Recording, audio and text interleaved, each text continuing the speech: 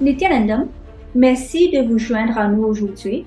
Nous ressentons le besoin de faire face aux récents développements concernant un article publié par des médias en France tels que France 24, Le Figaro, l'Alsace, Le Progrès, Sud-Ouest, l'Avenir, Kasataya et d'autres médias.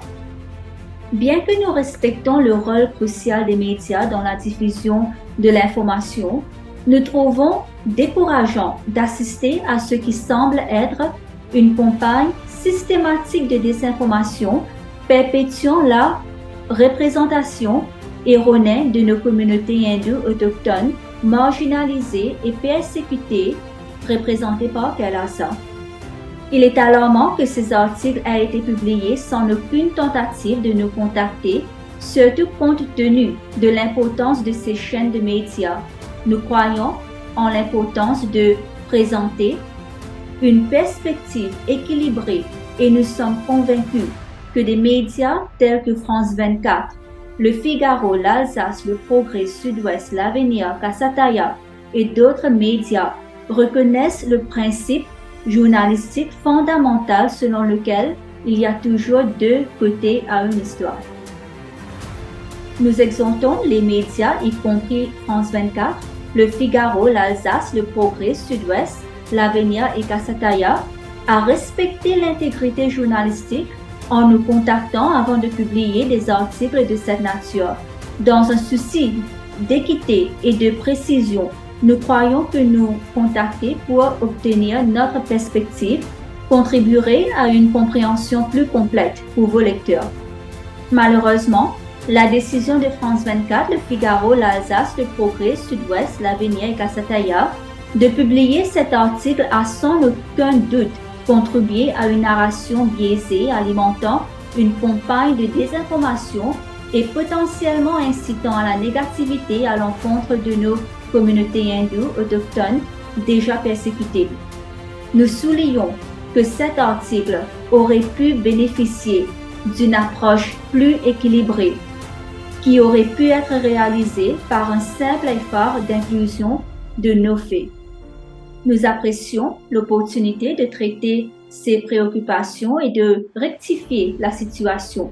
Nos portes sont toujours ouvertes au dialogue et nous espérons sincèrement que les reportages futurs sur cette question ou sur des questions connexes seront abordés avec un engagement envers l'équité, la précision et un journalisme responsable. Vous pouvez nous contacter à l'adresse contact@kailasa.org. Violation de l'éthique journalistique et fausseté des articles. Au niveau international, il est reconnu par divers organes d'autorégulation des médias que l'éthique journalistique comprend 1. La vérité et la précision, 2. L'indépendance, 3. L'équité et l'impartialité, 4. L'humanité et 5. La responsabilité. L'article en question ne relève aucune de ces éthiques journalistiques mentionnées. Pour ces graves violations des principes de l'éthique journalistique et ces graves cas de non-intégrité journalistique dans cet article, nous demandons à ce que les auteurs et les éditeurs y remédient immédiatement. Permettez-nous de mentionner quelques exemples de ces violations de principes de l'éthique journalistique et de la non-intégrité journalistique. Premier, ces articles de France 24, Le Figaro, l'Alsace, Le Progrès, Sud-Ouest, l'Avenir, Kasataya affirment faussement un ressortissant indien recherché par la justice de son pays, en faisant référence au pontife suprême de l'hindouisme, Bhagavan Nityananda Paramashivam. Le pontife suprême de l'hindouisme, Bhagavan Nityananda Paramashivam, n'est pas un fugitif, mais une personne persécutée dont les droits fondamentaux ont été niés, comme en témoigne une multitude de preuves pouvant être partagées avec France 24, Le Figaro, l'Alsace, Le Progrès, Sud-Ouest, l'Avenir et Kasataya sur demande.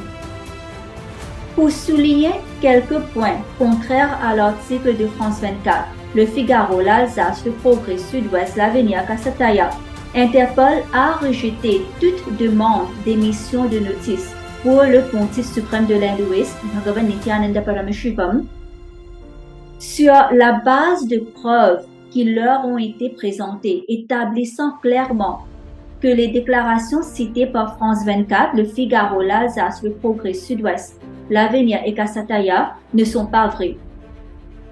Il est important de noter qu'en dépit de près de 15 ans de poursuites malveillantes en Inde, le pontife suprême de l'hindouisme, Bhagavan Nityananda Paramashivam, a été reconnu coupable d'aucun crime. Les allégations non prouvées de viol en Inde sont fausses et malveillantes. De plus, le pontife suprême de l'hindouisme, Bhagavan Nityananda Paramashivam, a été prouvé, a été déclaré innocent et disculpé dans le système judiciaire américain il y a plus de 10 ans. Le 4 avril 2013, le pontife suprême de l'hindouisme, Bhagavan Nityananda Paramashivam, a été déclaré innocent par le tribunal de Californie, États-Unis. Le tribunal fédéral de l'Ohio s'est également prononcé en faveur du pontife suprême de l'hindouisme, Bhagavan Nityananda Paramashivam, et a infligé à la fausse victime une amende de près d'1 demi-million de dollars. États-Unis, tribunal de district des États, district sud de l'Ohio, affaire numéro 213 CV 00526. L'omission des ordres du tribunal américain qui disculpe le pontife suprême de l'hindouisme, Bhagavan Nityananda Paramashivam, des fausses accusations et en même temps la diffusion active des désinformations concernant les fausses accusations mentionnées sont des indicateurs forts de la non-intégrité journalistique des auteurs, rédacteurs et éditeurs. De nombreux défenseurs mondiaux des droits de l'homme de renom, tels que Conseil du roi Jeffrey Robertson, ont fourni des rapports indépendants et des opinions juridiques attestant de cela. Monsieur Robertson, Conseil du roi, a déclaré: les revendications de A et B contre PN ont été rejetées dans des affaires américaines avec des frais et dans le cas de A avec des dommages. De plus, des preuves supplémentaires sont apparues dans les procédures américaines montrant que les allégations étaient fausses. Ici, A et B font référence aux fausses victimes Aarti Rao et Vinay Bharadwaj respectivement, et PN fait référence au pontife suprême de l'hindouisme, Bhagavan Nityananda Paramashivam.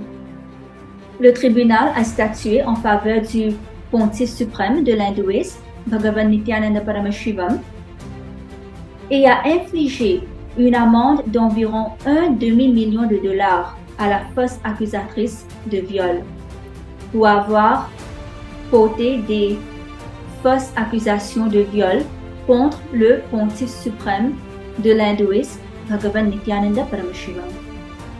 Deuxième, vos articles affirment faussement, en particulier en ce qui concerne Kailasa, que c'est un pays qui n'existe pas, avec un pays imaginaire, une prétendue île, un pays fictif, etc. Taïwan, le Kosovo ou la Palestine sont-ils des États? Certains diraient oui, d'autres non.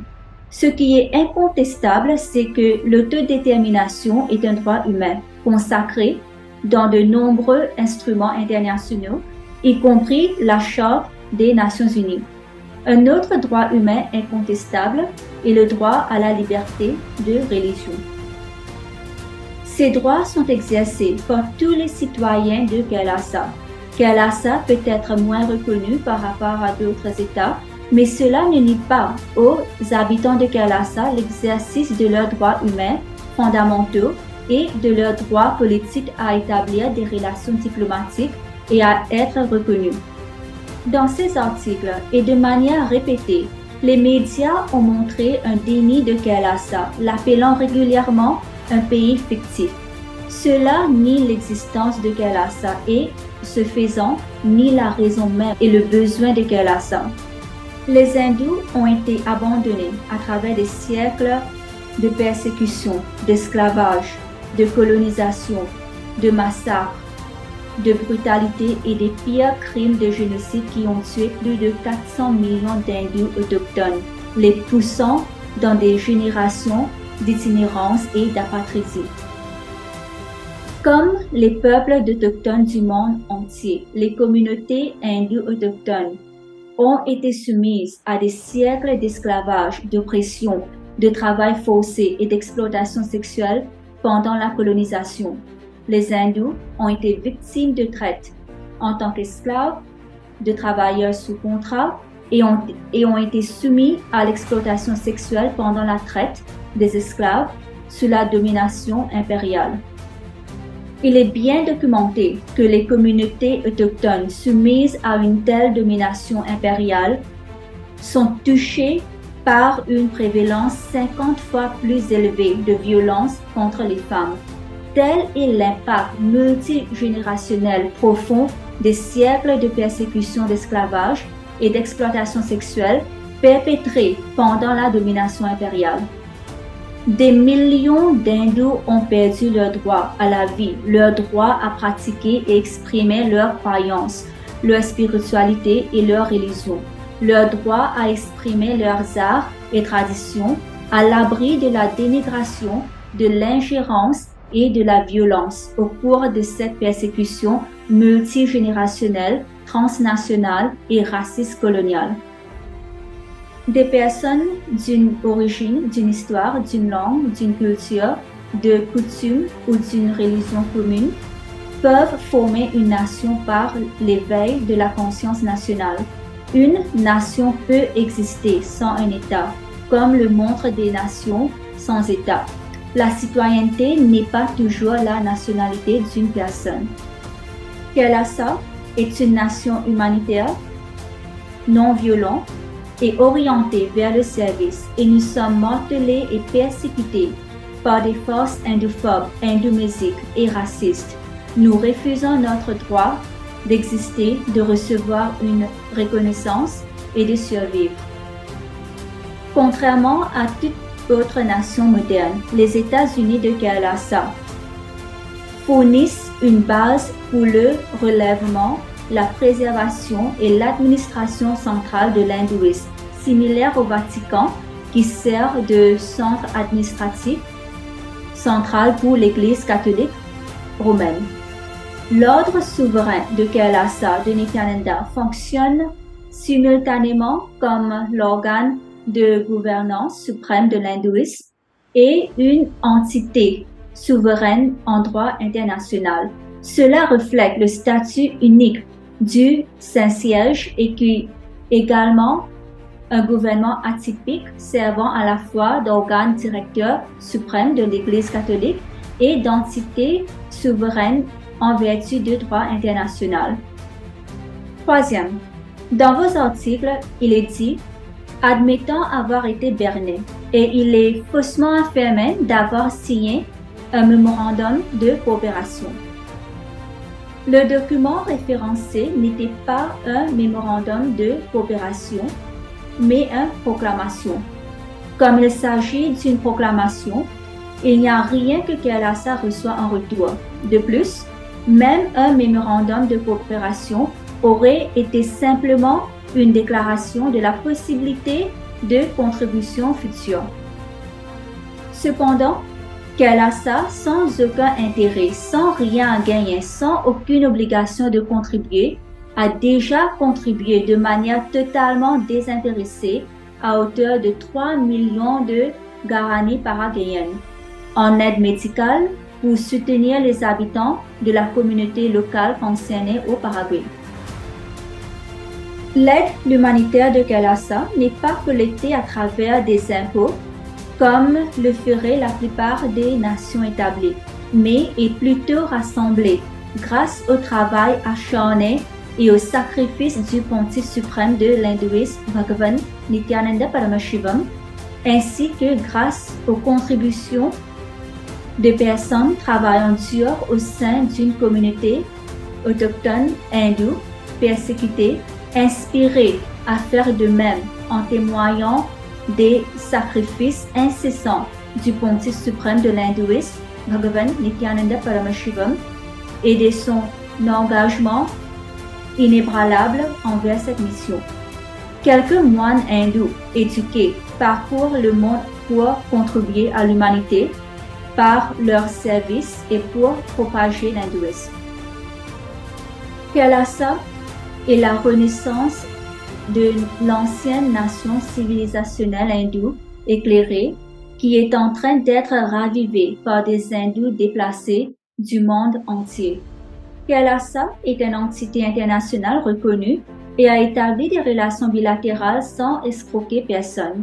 Les organisations et institutions représentant Kailasa ont établi des relations diplomatiques avec de nombreuses villes, États, circonscriptions et municipalités dans le monde entier, favorisant des échanges culturels, encourageant le dialogue interreligieux et poursuivant nos services humanitaires basés sur l'hindouisme pour promouvoir la paix mondiale par une meilleure compréhension des cultures diverses.